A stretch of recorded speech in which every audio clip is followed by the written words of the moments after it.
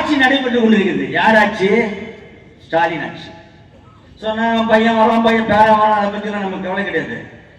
அந்த பேரனையும் பார்ப்போம். கருணாநிதியே பார்த்த கட்சி அழைக்க இந்திய அண்ணா முன்னேற்ற கழகம். அதனால யாரை பற்றி கவலை இல்லை.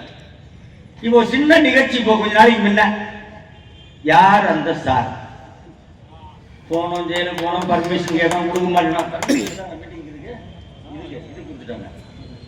நாங்கள் ஆர்ப்பாட்டம் அமைதியான முறையில் நடத்தினோம்.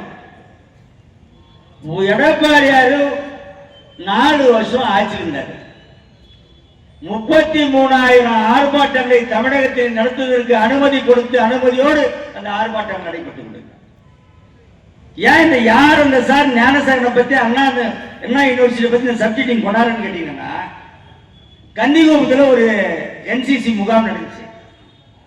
அது யாரும் நடத்தினா ஒரு பெண் வந்து பாதிக்கப்பட்டு கொடுத்தாங்க. பாதிக்கப்பட்டான், அவன் செத்துவும் போட்டான், சாகச்சாங்களோ செத்து போட்டாலே தெரியல போச்சு. அங்க அந்த தாளர், அந்த கல்லூரியை நடத்துவர், ஆசிரியரை கைது செய்கிறார்கள்.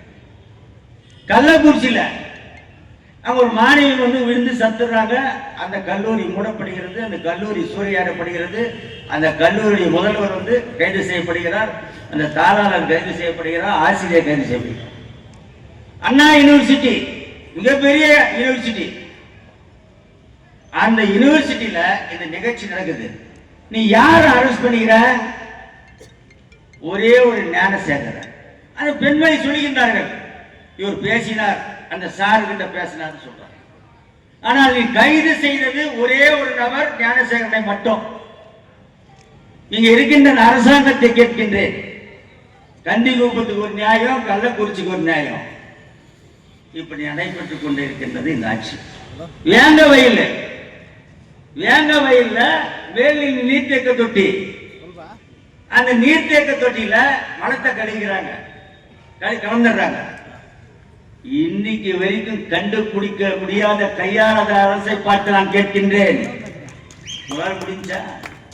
ஆனால் அதே என்னுடைய புரட்சி தலைவி அம்மாவில் இருந்திருந்தால் 24 மணி நேரம் போகும் எங்களுக்கு.